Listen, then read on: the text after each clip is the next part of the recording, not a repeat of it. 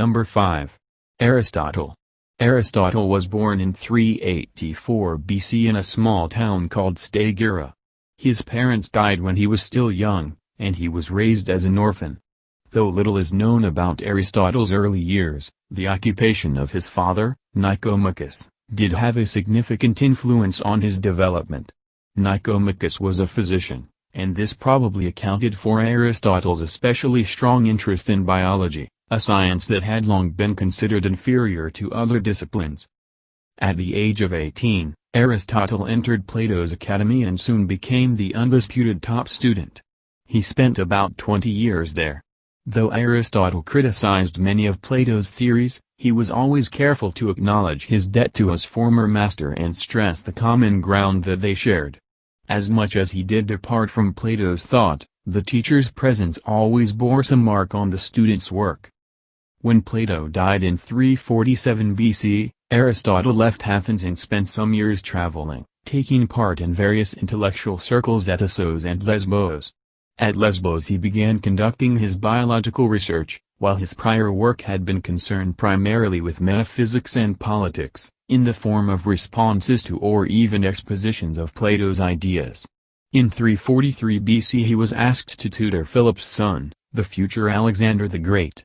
He spent 3 years with Alexander teaching primarily the standard subjects, such as rhetoric and poetry. He also encouraged Alexander's ambitions to conquer Persia, reinforcing the belief that non-Greeks were barbarians.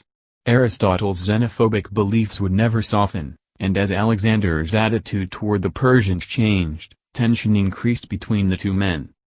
Soon after Philip's death in 336 BC, Aristotle returned to Athens, where he founded the Lyceum.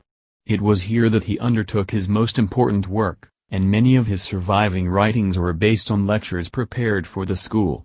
Much of his work has not been dated precisely, and he was constantly revising much of it. Moreover, we know little about his life apart from this work, and hence this biography is organized around the works themselves.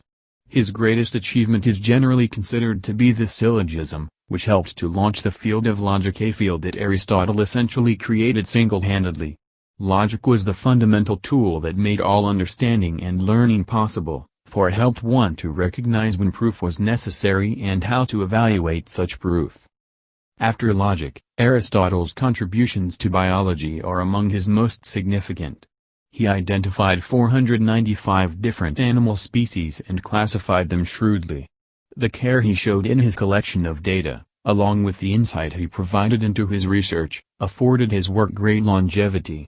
In contrast to his work in the natural sciences, his biological achievements would remain unsurpassed for centuries. He also wrote major works on ethics, politics, poetics, and rhetoric. With the exception of Aristotle's Rhetoric, all of these works continue to be studied in colleges today, not only for historical reasons but as the groundwork of its field. The definition of tragedy provided in the Poetics remains fundamentally relevant to literary criticism, while the ethics and politics provide appropriate starting points for moral and political philosophy.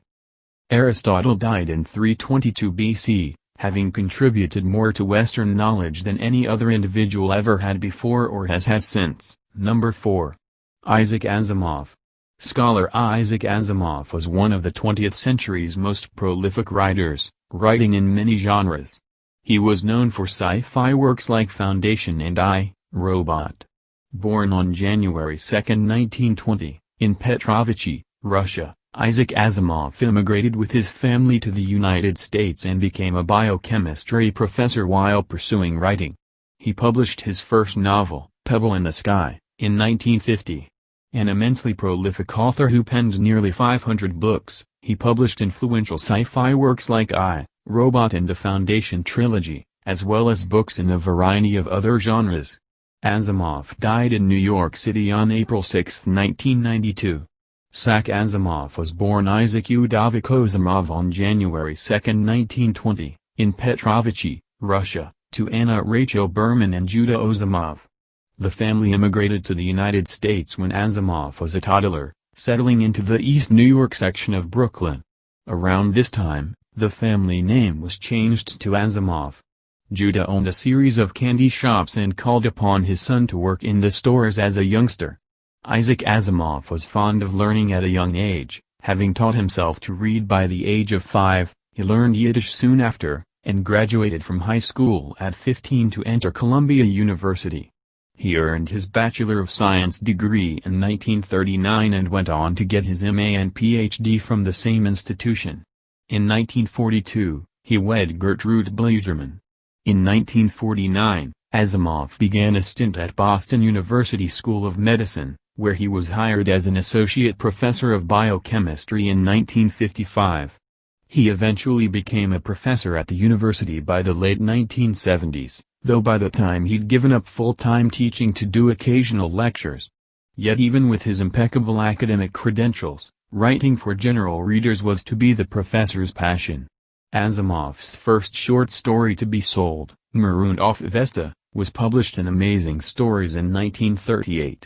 Years later, he published his first book in 1950, the sci-fi novel Pebble in the Sky, the first in a line of titles that would mark a highly prolific writing career. An influential vision came with another 1950 release, the story collection I, Robot, which looked at human, construct relationships and featured the 3 laws of robotics. The narrative would be adapted for a blockbuster starring Will Smith decades later. Asimov would later be credited with coming up with the term robotics. The year 1951 saw the release of another seminal work, Foundation, a novel that looked at the end of the Galactic Empire and a statistical method of predicting outcomes known as psychohistory.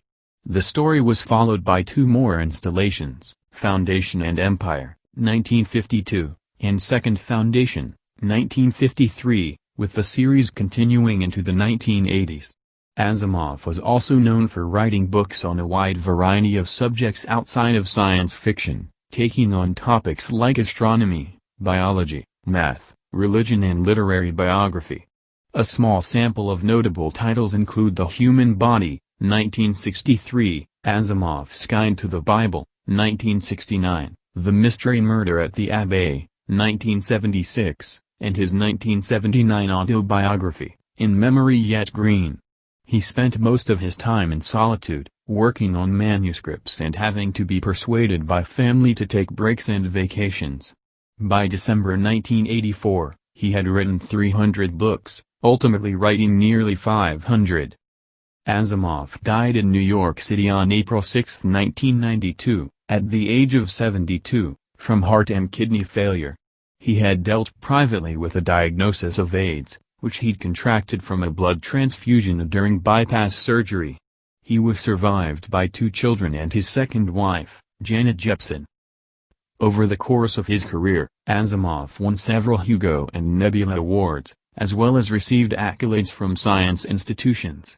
He stated during a televised interview that he hoped his ideas would live on past his death. His wish has come to fruition, with the world continuing to contemplate his literary and scientific legacies. Number 3. Isaac Newton. Isaac Newton is best known for his theory about the law of gravity, but his Principia Mathematica, 1686, with its 3 laws of motion greatly influenced the Enlightenment in Europe. Born in 1643 in Woolsthorpe, England, Sir Isaac Newton began developing his theories on light, calculus and celestial mechanics while on break from Cambridge University. Years of research culminated with the 1687 publication of Principia, a landmark work that established the universal laws of motion and gravity. Newton's second major book, Optics, detailed his experiments to determine the properties of light. Also a student of biblical history and alchemy, the famed scientist served as president of the Royal Society of London and Master of England's Royal Mint until his death in 1727. Isaac Newton was born on January 4, 1643, in Woolsthorpe, Lincolnshire, England. The son of a farmer who died 3 months before he was born, Newton spent most of his early years with his maternal grandmother after his mother remarried. His education was interrupted by a failed attempt to turn him into a farmer, and he attended the King's School in Grantham before enrolling at the University of Cambridge's Trinity College in 1661. Newton studied a classical curriculum at Cambridge, but he became fascinated by the works of modern philosophers such as René Descartes, even devoting a set of notes to his outside readings he titled Quaestiones Quaddam Philosophicae, certain philosophical questions. When the Great Plague shuttered Cambridge in 1665, Newton returned home and began formulating his theories on calculus, light and color. His farm the setting for the supposed falling apple that inspired his work on gravity.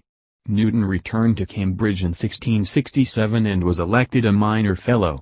He constructed the first reflecting telescope in 1668, and the following year he received his Master of Arts degree and took over as Cambridge's Lucasian Professor of Mathematics. Asked to give a demonstration of his telescope to the Royal Society of London in 1671, he was elected to the Royal Society the following year and published his notes on optics for his peers. Through his experiments with refraction, Newton determined that white light was a composite of all the colors on the spectrum, and he asserted that light was composed of particles instead of waves. His methods drew sharp rebuke from established society member Robert Hooke, who was unsparing again with Newton's follow-up paper in 1675. Known for his temperamental defense of his work, Newton engaged in heated correspondence with Hooke before suffering a nervous breakdown and withdrawing from the public eye in 1678. In the following years, he returned to his earlier studies on the forces governing gravity and dabbled in alchemy. In 1684, English astronomer Edmund Halley paid a visit to the secluded Newton. Upon learning that Newton had mathematically worked out the elliptical paths of celestial bodies, Halley urged him to organize his notes. The result was the 1687 publication of Philosophiae Naturalis Principia Mathematica, Mathematical Principles of Natural Philosophy, which established the three laws of motion and the law of universal gravity. Newton's three laws of motion state that, 1. Every object in a state of uniform motion will remain in that state of motion unless an external force acts on it. 2. Force equals mass times acceleration, F equals m.a. And, 3. For every action there is an equal and opposite reaction. Principia propelled Newton to stardom in intellectual circles, eventually earning universal acclaim as one of the most important works of modern science. His work was a foundational part of the European Enlightenment. With his newfound influence, Newton opposed the attempts of King James II to reinstitute Catholic teachings at English universities. King James II was replaced by his Protestant daughter Mary and her husband William of Orange as part of the Glorious Revolution of 1688, and Newton was elected to represent Cambridge in Parliament in 1689. Newton moved to London permanently after being named Warden of the Royal Mint in 1696. Earning a promotion to Master of the Mint 3 years later. Determined to prove his position wasn't merely symbolic, Newton moved the pound sterling from the silver to the gold standard and sought to punish counterfeiters. The death of Hooke in 1703 allowed Newton to take over as president of the Royal Society, and the following year he published his second major work, Optics. Composed largely from his earlier notes on the subject. The book detailed Newton's painstaking experiments with refraction and the color spectrum, closing with his ruminations on such matters as energy and electricity. In 1705, he was knighted by Queen Anne of England. Around this time, the debate over Newton's claims to originating the field of calculus exploded into a nasty dispute. Newton had developed his concept of fluxions, differentials, in the mid-1660s to account for celestial orbits, though there was no public record of his work. In the meantime, German mathematician Gottfried Leibniz formulated his own mathematical theories and published them in 1684. As president of the Royal Society, Newton oversaw an investigation that ruled his work to be the founding basis of the field, but the debate continued even after Leibniz's death in 1716. Researchers later concluded that both men likely arrived at their conclusions independent of one another. Newton was also an ardent student of history and religious doctrines, and his writings on those subjects were compiled into multiple books that were published posthumously. Having never married, Newton spent his later years living with his niece at Cranberry Park near Winchester, England. He died in his sleep on March 31, 1727, and was buried in Westminster Abbey. A giant even among the brilliant minds that drove the scientific revolution, Newton is remembered as a transformative scholar, inventor and writer. He eradicated any doubts about the heliocentric model of the universe by establishing celestial mechanics, his precise methodology giving birth to what is known as the scientific method. Although his theories of space-time and gravity eventually gave way to those of Albert Einstein, his work remains the bedrock on which modern physics was built. Number 2. Leonardo da Vinci. Little is known about the life of Leonardo da Vinci. He kept copious notebooks, but these contain only sketches and speculations. Much of what we know of him comes from tax records, legal documents, and second-hand sources. Leonardo was born on April 15, 1452, in the town of Vinci. His father was Ser Piero, a notary. His mother, Caterina, came of a peasant family. They were not married. The boy's uncle Francesco may have had more of a hand in his upbringing than by either of his parents. When Leonardo was about 15, he moved to the nearby city of Florence and became an apprentice to the artist Andrea del Verrocchio. He was already a promising talent. While at the studio, he aided his master with his baptism of Christ, and eventually painted his own Annunciation. Around the age of 30, Leonardo began his own practice, starting work on the Adoration of the Magi. However, he soon abandoned it and moved to Milan in 1482. In Milan, Leonardo sought and gained the patronage of Ludovico Sforza, and soon began work on the painting Virgin of the Rocks. After some years, he began work on a giant bronze horse, a monument to Sforza's father.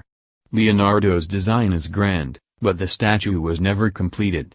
Meanwhile, he was keeping scrupulous notebooks on a number of studies, including artistic drawings but also depictions of scientific subjects ranging from anatomy to hydraulics. In 1490, he took a young boy, Sali, into his household, and in 1493 a woman named Caterina, most likely his mother, also came to live with him. She died a few years later. Around 1495, Leonardo began his painting The Last Supper, which achieved immense success but began to deteriorate physically almost immediately upon completion. Around this same time, Francis Luca Pacioli, the famous mathematician, moved to Milan, befriended Leonardo, and taught him higher math. In 1499, when the French conquered Lombard and Milan, the two left the city together, heading for Mantua. In 1500, Leonardo arrived in Florence, where he painted the Virgin and Child with Saint Anne. He was very interested in mathematics at this time. In 1502, he went to work as chief military engineer to Cesare Borgia, and also became acquainted with Niccolò Machiavelli.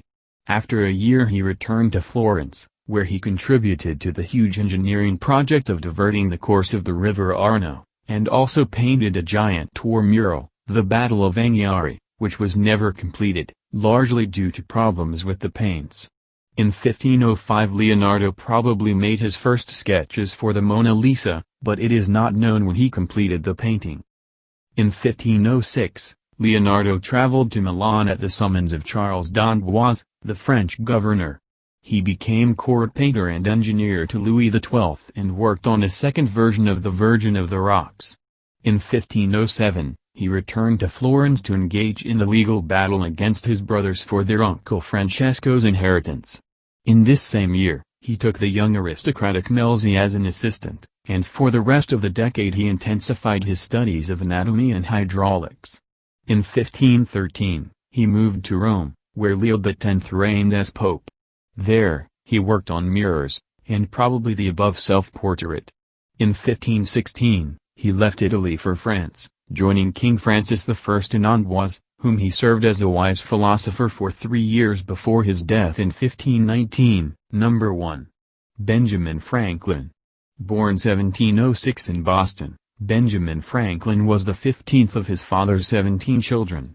He went to school as a child with the intent of becoming a minister, as his father, Josiah, intended. However, that idea was dropped after Franklin showed a keen interest in reading and writing.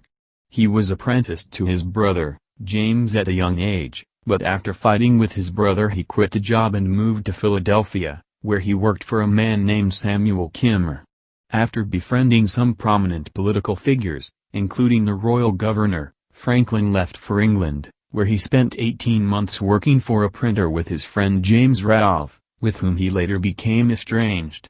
Shortly after returning to America in 1726, Franklin formed a debating club called the Junto.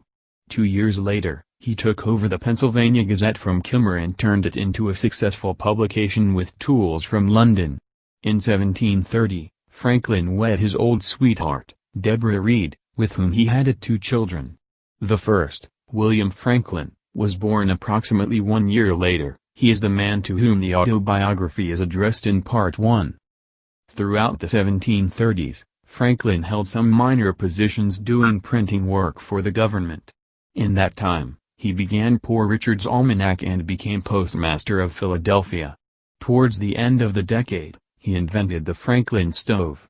In the 1740s, Franklin worked on several projects, including the fire brigade, the police force, the University of Pennsylvania, the street sweeping service and some other smaller public works projects.